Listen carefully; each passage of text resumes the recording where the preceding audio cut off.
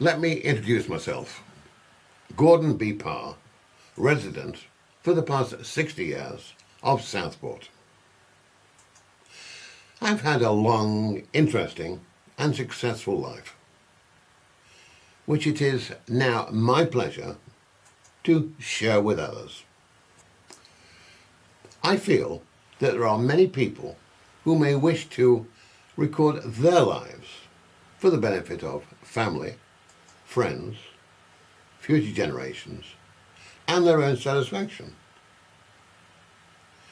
It is my intention to make this service available at a realistic cost.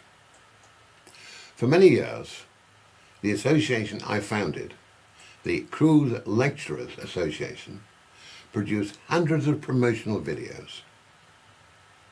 My organisation has the means, knowledge and studio availability to offer this unique service. I was born on the Wirral in 1935 to loving parents, Gordon and Eleanor, and educated locally.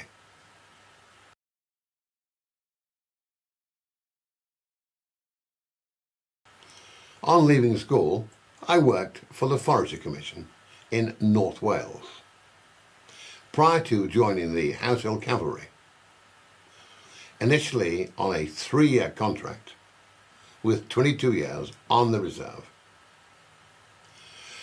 I spent half my service in London and then transferred to the military police, being stationed in Paris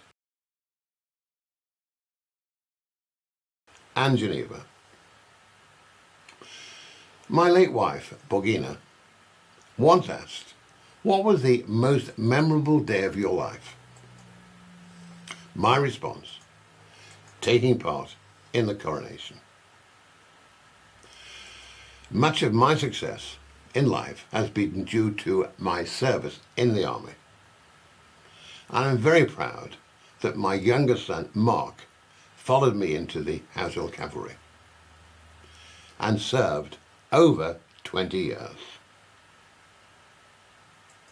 Having served in the military police and seeking travel and adventure, I was qualified to join the colonial police. After 12 months on probation in Southport, I was offered posts in Malaysia or Bermuda. Bermuda seemed a lot safer, with good availability of American college girls. However, after less than a year, I returned to the UK. I was employed as a salesman for IBM in Leeds. After 3 years, I was transferred to the Toronto office, but never took up the position.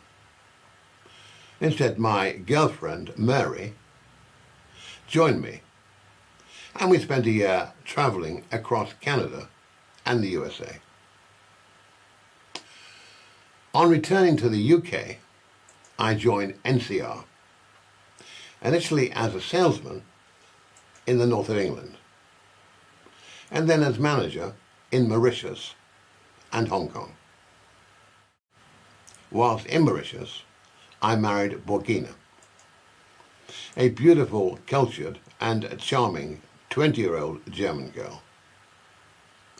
And we were together for over 30 years. She gave me 2 wonderful sons. Gordon came into the business, and Mark joined the Household Cavalry. In 1968, at the age of 32 years, whilst working in Hong Kong, I resigned, sold the Mercedes, cashed in the pension, took our savings, and returned to Southport. Sensing that a wig boom was about to occur, I went into the ladies' wig business. A Hong Kong manufactured wig cost around £2. and could retail for over 10. Within a year, I had 2 wig boutiques and concessions in department stores in the UK, Ireland and Germany. In 1972, whilst attending a cosmetics show in New York, I noted that the busiest stand was demonstrating a new concept and product: individual, semi-permanent eyelashes. I agreed a contract for UK distribution.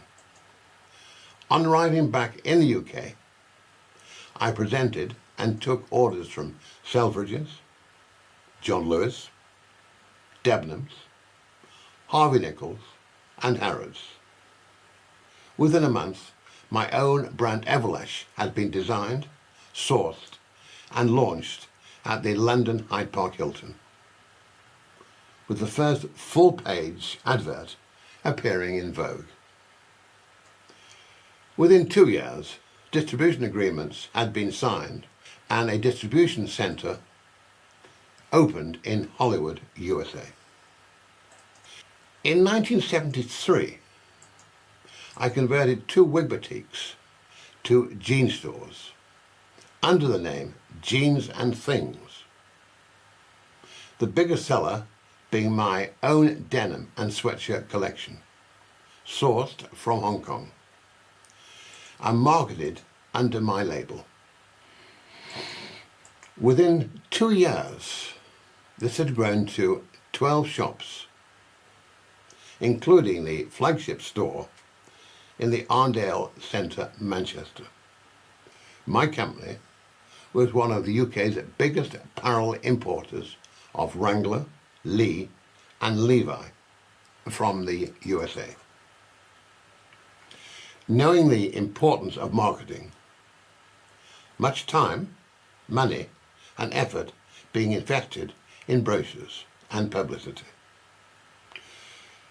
While sourcing in Hong Kong, I purchased 3,000 belts and, needing a brand name, registered the trademark Lonsdale, a name eventually registered in over 20 countries.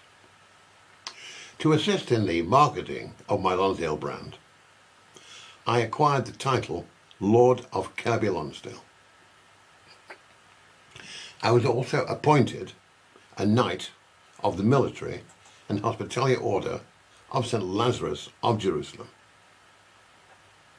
In the United Kingdom, my Lonsdale brand was sold via retailers Foster's, Millet's, Collier's and Burton's, who in one season purchased 96,000 garments.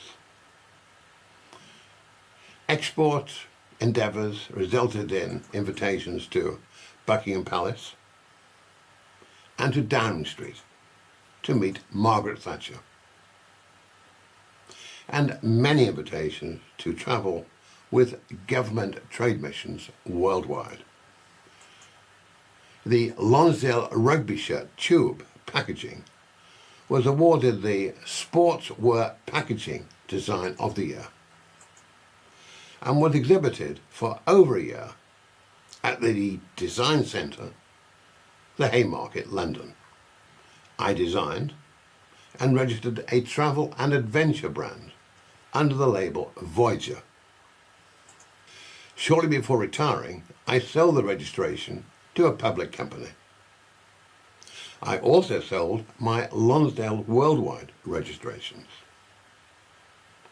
Efforts resulted in fine homes in Southport, Sarasota, and my present garden residence, with the business being run from purpose-designed and built Lonsdale House, great cars, and holidays worldwide.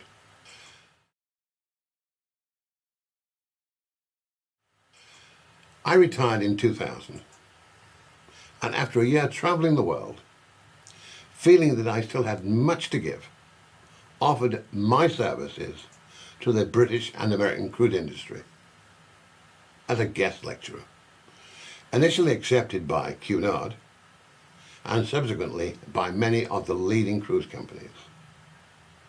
Cruising worldwide with full passenger facilities, presenting on Churchill, royalty and military topics. I was generally accompanied by a guest. During this time, I was offered a full-time salary position with Carnival Cruises as an art director.